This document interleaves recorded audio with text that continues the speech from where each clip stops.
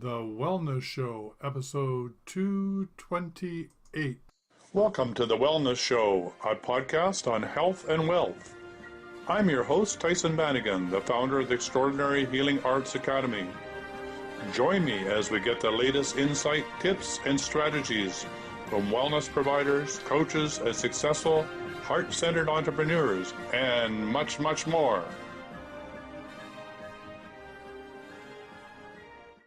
All right, welcome to the Wellness Show, and today we're talking about falling in love forever, and we have with us today Michael and Barbara Grossman, who've been happily married and been through the ropes and have learned how to do this successfully and are now able to help other people.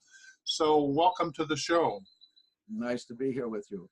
Yeah, it's good to have you. And so you've been doing this for 25 years, is that correct?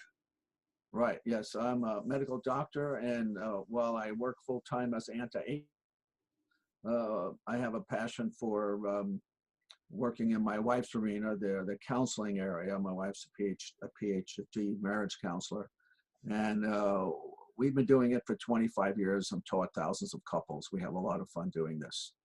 Yeah, it sounds wonderful. So what have you learned for the 25 years that you've been doing? What's the major issues? Well, we've learned that disconnection is inevitable. Men develop differently, with a different pattern than women. And so we get to places that where we don't understand each other. Relationships do not stay the same over a lifetime. And we need to learn skills in order to stay connected no matter what's going on. Yeah, absolutely. So you're talking about that your marriage went through 3 stages. What was that all about? Well, we got married, we were 20 and 21, and we had 10 years of what I would call a great marriage, where we did whatever I wanted.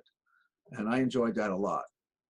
And then when my wife went to school and began to learn to think for herself and have her own ideas, her own needs and wants and desires, that created a big power struggle. Went on for 5 years, was very, very difficult. And we went to a lot of counseling, marriage counseling, which we did a lot of courses and classes where we learned a lot of skills and a lot of ways of understanding ourselves. And we took the best of those things that we learned. And ultimately, once we went through this process, we decided we wanted to share this with other people. And that's how we created our course. So what's the biggest obstacle that happens in marriages that leads to divorce, do you think? Well, we come together because we have affinity and familiarity, and we create a great relationship, and everything is rosy for a while. And then in time, our differences show up. And then because we're an individualistic culture, we accentuate our differences, and we get into power struggle about who's right and which way we're going to do things. And couples need to learn how to navigate that territory in such a way that they both feel respected and they feel like the relationship represents and fulfills their important goals and needs in life. So it sounds to me like when people hit this, that may be a brick wall where they are thinking about divorce, that from your point of view, it's really an opportunity to go deeper and to build a brand new relationship built on a deeper understanding of each other's needs and wants. Absolutely. Not only does it grow your relationship, but it grows your own understanding. It's I believe a romantic partnership over a lifetime is a personal evolution system, a program for self-development over a lifetime. So you both grow yourself and you grow your partnership. Wow, that sounds wonderful. So Michael, from a doctor's perspective, you've learned many, many different things about the difference between men and women that is really reflected in relationships. So could you talk a bit about that experience? Well, we know now from modern medical science that clearly men and women have different brain structures, different physiologies, different hormones, and this impacts the way you experience the world if you're a man or you're a woman. Now, there's an overlap, but in general, women have very great interconnections between the left and right hemisphere. A lot of rich neurological connections. So women see the world in a way that's very connected, and their emotional life um, um, intellectual abstract ideas are very interrelated with each other. When you watch women eating lunch together, they will have conversations that just go all over the place. They talk about their emotions, about their ideas, they talk about their beliefs, and it just goes in all kinds of integrated, very strange ways that don't seem to be logical. You go to the men's table where they're sitting and eating, and they talk about things one thing at a time. They're talking about sports, and they finish that conversation. They talk about business, and they finish that. They talk about politics, they finish that. But it's a logical progression. The women's conversation is all over the place compared to the men's conversation because their brain structures are different and their hormones are different. The hormones being different, women have a lot of estrogen, progesterone, which creates a connection, emotional kind of a intimacy that is naturally there. Men have this testosterone, which puts them in an intensity they want to create and they want to make things bigger and better. It's different physiologies. Yeah, I remember watching a comic when he comes up and he was talking about how men see the world in boxes, and then he had boxes within boxes within boxes, Yes. and the women just couldn't understand it. They were trying to talk from a much more holistic overview, and the man could only be in one box at one time. And my partner was just listening to this interview, and she was giggling in the background as she described the box mentality of us males. So it must be a common theme that all women can, once they hear this, say, "Oh yeah, that's what's going on." Right. When men are home, they're watching the TV. That's all they're doing. And the house could be burning, the kids could be just killing each other, but the men are watching television. That's it. Whereas the women are always seeing what's going on around them. They have a different way, but that's the nature. Chess players, you don't have very many expert women chess players because it takes a focused attention, and women don't like that so much. It's not a matter of whether they can do it, it's whether they want to do it. Right.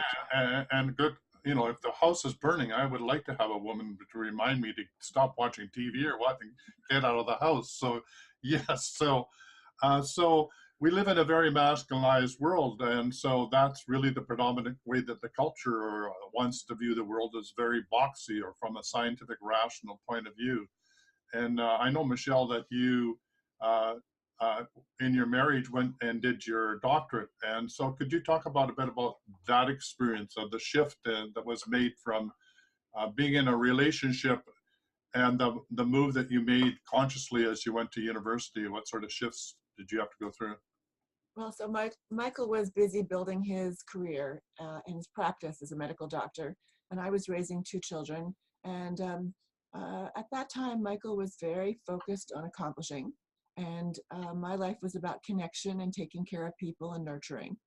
And my desire to go back to school came from, old important goals in in my life, but it also came from a gradual distress that I wasn't feeling connected with Michael, and I had to go find my own life because our relationship wasn't really satisfying.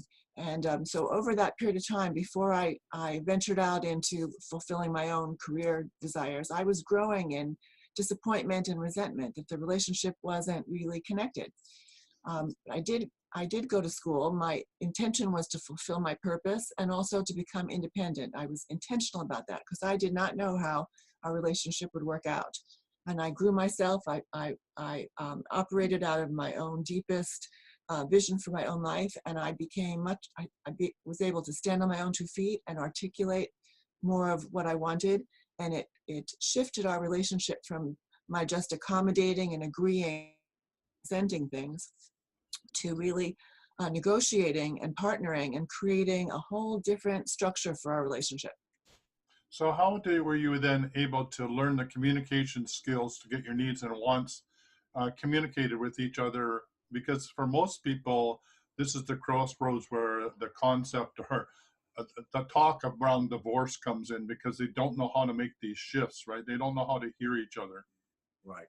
I would say that for us, being in a group is very, very helpful to learn these skills, because then you don't experience that oh, my wife or husband is a jerk, is this ridiculous person.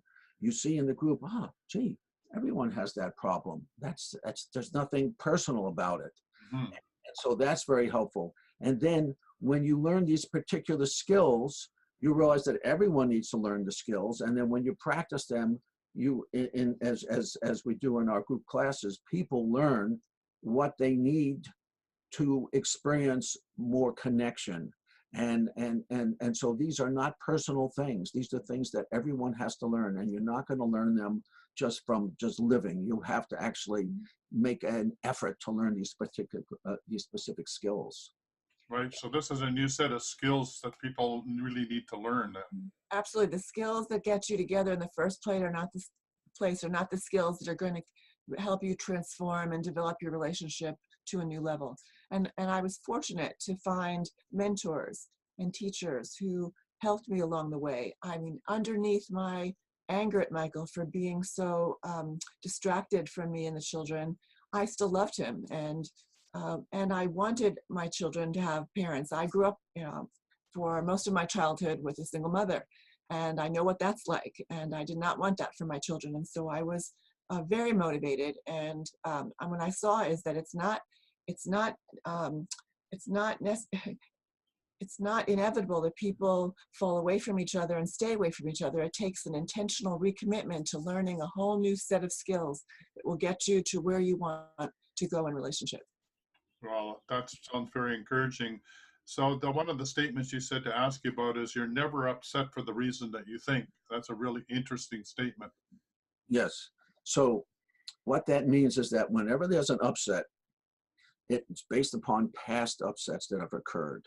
So we all have hurts from early childhood, from being a teenager, and then they get aggravated in the present time. If you didn't have those past upsets, it would just be a little slight thing that happened now. But when it happens now, it becomes really big.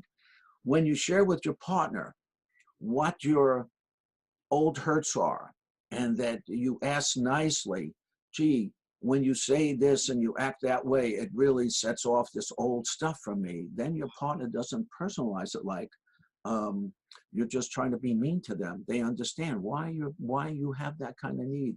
And you've got to make requests of each other. And so the request process is one of the things that we teach. How do you make requests nicely so you don't create upsets? And you learn how to share in ways that don't create arguments, but actually move forward the healing process. Yeah, you were mentioning that a lot of this brings up the wounds of childhood, right? Yes, very much. The wounds of childhood are they're deeply embedded in our experience, and oftentimes we're not even aware of where they come from. It's important to understand and articulate the experiences and the particular behaviors that represent being healed in those areas. And we guide couples, we guide partners in understanding themselves and asking for what they need so that this deeper bond can get develop. And when we share in a group, in our group setting, it's each couple shares with themselves, each of the partners very intimately. But in the group, we just share how the process is working. So it's very private. But you get to see in the group everyone working in the same arena, so that you really feel like that this is like normal. This is not like abnormal. This is the nature of marriage. It's an intense process that is going to change over time. And however you made things work 10 years ago, 20 years ago, it's different now. And you have to have new skills. You have to have the ability to share and make new requests, because your partner is not the same person they were 10 or 20 years ago. And you've got to, even 5 years ago. And you have to constantly make new requests of each other. But you got to have the skills to make those requests nicely, where they don't feel like you're attacking them, where you're just asking for help. So tell us a little bit about the upcoming course and what people can expect with that. Our course consists of 4 basic classes. We have an extra class that we add on to that, but the 4 classes each have information, big picture information about relationship, and each class connected to a new skill. We we present the new skill, we model the skill. That's the advantage of couple teaching couples. We model the skill, and then we send each couple into their own private space to practice the skill, and they have a week to practice it at home before they learn a new skill on the following Sunday night. And we run the classes on Zoom, so people can take the class online. If they're in Southern California, you can come to our office and do it. But each week, you're going to get a specific skill, and it's something that the couples really grow a lot over those 4 weeks. Well, it sounds wonderful. And so we're nearly at the end of the show. And what would you like to leave people with? Why did you get involved with this passion in helping couples? What's the bigger vision? Well, growing in your marriage, having that feedback from a partner and having the tension of two personalities together gives you the opportunity to grow over a lifetime. By growing, I mean maturing and gaining wisdom. And we need wise people in this culture. And we need couples who are connected, who love each other, who are committed to solving problems together and growing their relationship and raising their children together under the same roof. We want that for American children. And what I can add is that relationships are like plants. Either they're growing or they're dying. You cannot stay the same. Staying the same is really withering. You have to keep working on your relationship. It's an ongoing process. It never stays, to quote, the same. And we provide couples with that opportunity to grow, whether you're having difficulties in marriage or whether you feel like your marriage is, quote, okay.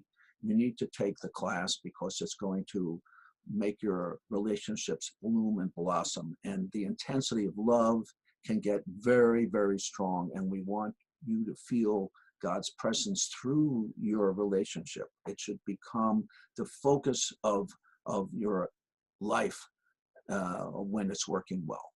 Plus, I want your audience to know that when you work on your relationship, paradoxically, you're also working on yourself. So it's a full entertainment system. It's designed to grow you in multiple dimensions. Yeah, not only that, you're contributing to future generations and making this a much more pleasant world to live in. So what could be better than that? Well, thank you very much for this interview. And I know that your course is about to start and it goes on for a period of time, but how often do this course happen for people? About 4 times a year. Right. So if you click the link, that'll be in the description of the show. And if it's already started, they'll put you on the list for the next opening. So thank you ever so much. Thank you. Have a good day. Thanks. All right. Bye for now. Bye now. For quality online wellness products, courses, and services, visit our sponsors, thewellnessstore.ca. and the Extraordinary Healing Arts Academy located at thewellnessacademy.ca. To stay in touch, visit us at thewellnessshow.ca. And until next time, be healthy, wealthy, and wise.